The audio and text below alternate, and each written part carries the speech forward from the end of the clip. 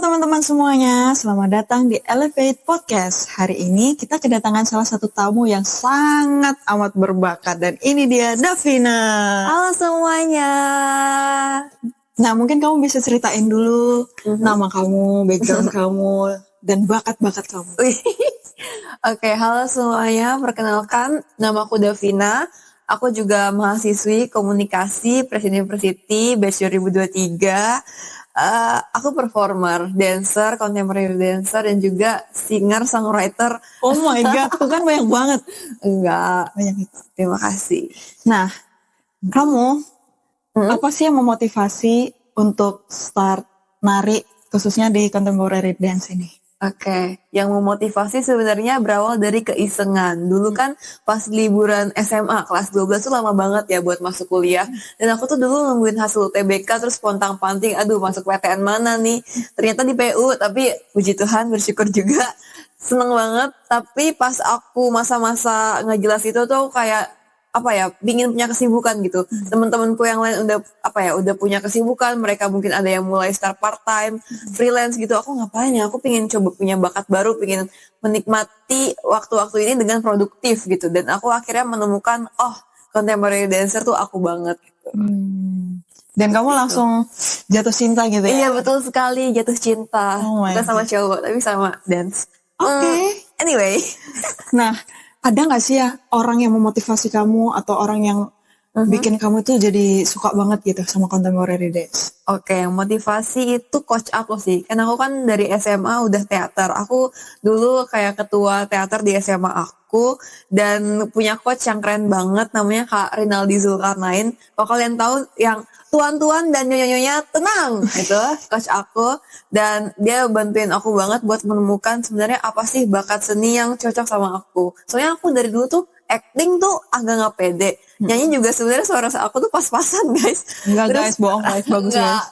Dan akhirnya kayaknya nari deh cocok ya. Terus puji Tuhan cocok.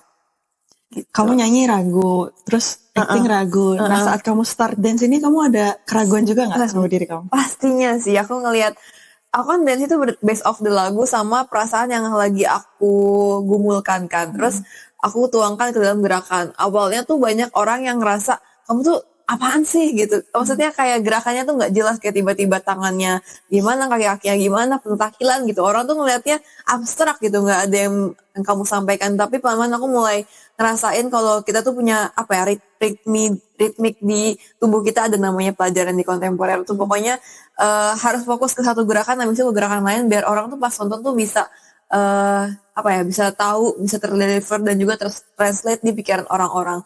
Jadi yang keraguan aku tuh awal-awal tuh aku nggak bisa nari banget, kayak nari energetik aja tapi nggak bisa memfokuskan gerakan tubuh gitu.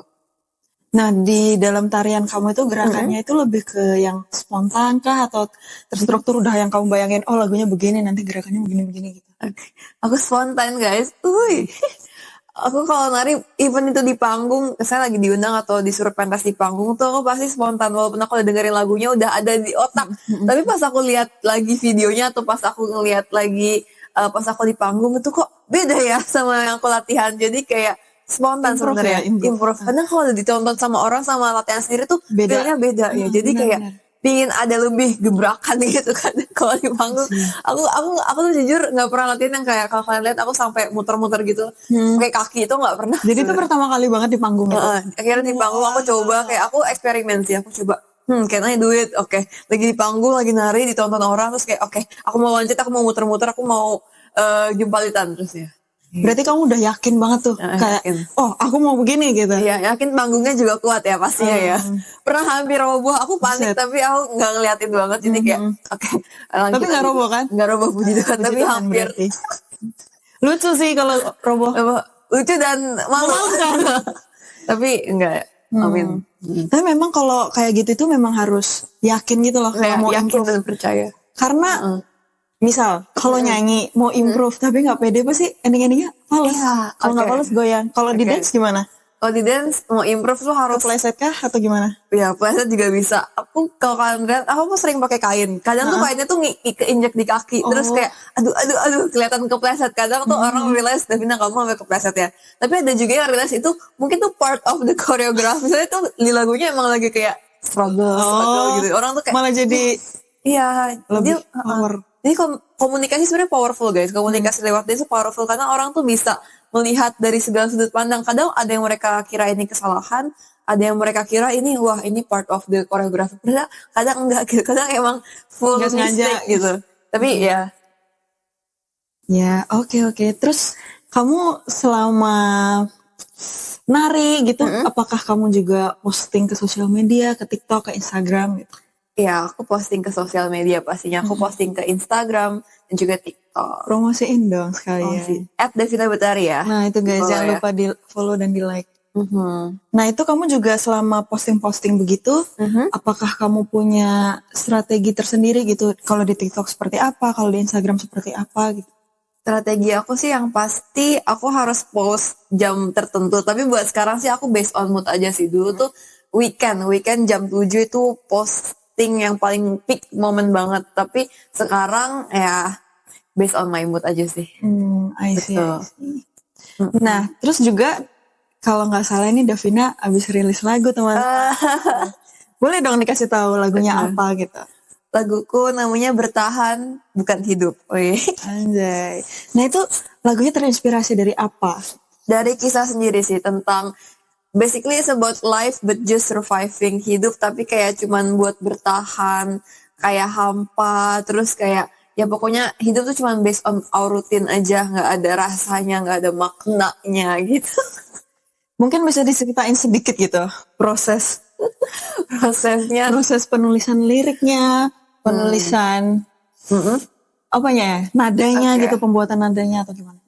Fun fact ini aku tulis di KRL pas lagi tau lah jam-jam lagi kayak terus aku kayak pakai HP terus kayak nulis lagu. Multitasking sekali. Saya di KRL tuh banyak sekali yang terjadi gitu. Lagi dempet-dempet jam-jam pulang kantor tuh orang-orang lagi kayak ngerasa gitu. Terus aku ngeliat ekspresi di gerbong itu terus kayak wah kayak orang-orang tuh hidup mungkin ada yang mencari nafkah, mencari banyak lah tujuan mereka. Tapi untuk sekarang aku lihat mereka tuh hanya bertahan gitu. Bukan nggak ada emosi. Jadi di kereta tuh aku lihat orang tuh ada yang tidur, kecapean, ada juga yang bengong gitu tuh banyak. Jadi aku kayak ngerasa orang tuh punya emosi gak sih? Mereka tuh merasain makna hidup, mereka tuh bersyukur gak sih? Jadi kayak aku terinspirasi dari itu dan aku benar-benar cuma nulis di situ. Terus habis itu aku langsung bawa ke studio, langsung dicoba lagu dan puji Tuhan langsung jadi. Jadi sebenarnya tuh prosesnya cuma sehari guys. Tapi emang apa ya inspirasinya tuh datang nggak tentu gitu. Betul. Berarti itu dari observasi kamu dan juga dari pengalaman pribadi kamu. Betul sekali. Oke.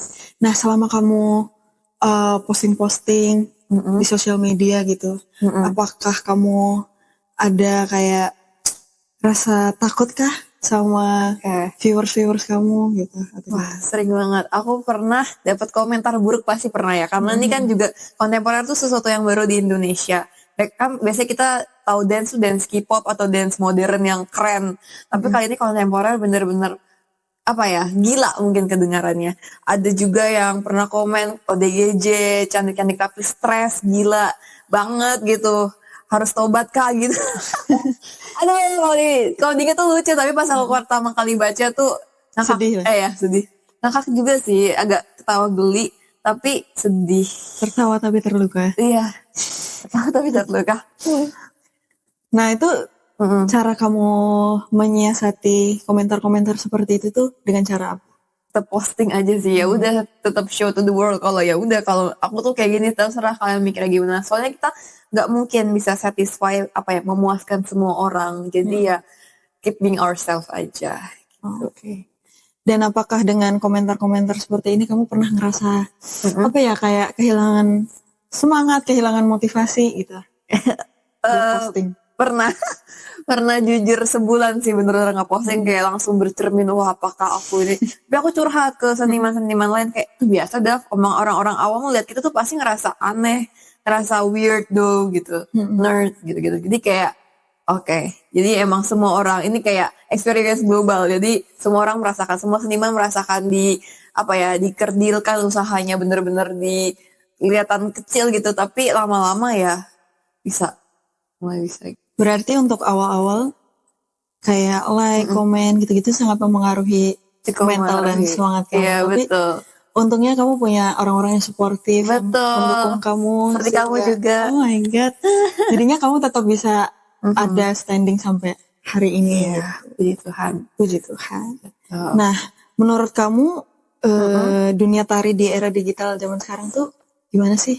Dunia tari sekarang tuh apa ya, menurut aku sangat berkembang pesat ya, apalagi sekarang banyak sekali video-video yang apa ya, video-video cepat, durasi cepat kayak TikTok, terus kayak kita bisa ngelihat wah joget-joget tuh sekarang udah mulai apa ya, mendominasi, dan kadang orang pakai itu buat entertainment gitu. Menurut aku tuh bagus karena kita itu manusia butuh hiburan, butuh dance, entah itu apa alirannya, itu nggak, aku jujur ya, semuanya aku lihat bagus-bagus aja, sah-sah aja. Yang penting ya jangan merugikan orang lain. Jadi menurut aku dance itu sekarang di perkembangan sekarang itu benar-benar pesat, berjalan dengan bagus juga. Semua orang bisa. Dan aku semua orang bisa dance.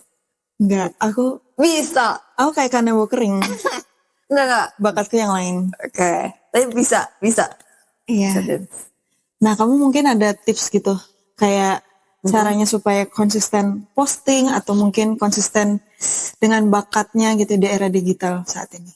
Oke, caraku itu yang pasti jangan cuma posting karena yang tadi kan aku bilang awal-awal karena likes and comment and subscribe itu jadi jadi semangat. Tapi kalau misalnya itu tiba-tiba reda atau hilang tuh jangan malah jadi stop gitu. Karena apa ya, udah jadi part of myself aja sih, karena aku emang kreatif dan juga mungkin darah seniman juga, jadi benar-benar ya udah nari aja, walaupun gak dilihat orang, walaupun yang like komen dikit, walaupun gak ada yang puji, walaupun baik yang hina ya. Kok fitnah? Oke. Sorry, iya, banyak yang ya anggap itu aneh gitu, ya udah tetap lanjut aja karena memang aku sukanya itu dan orang nggak bisa larang. Nah itu guys, mungkin kamu punya pesan-pesan atau kata-kata buat teman-teman yang pengen masuk ke dunia tari atau ke dunia seni lainnya, seni musik atau apa gitu? Oke. Pokoknya guys, singkat saja. Jangan nunda-nunda, coba mulai sekarang ya.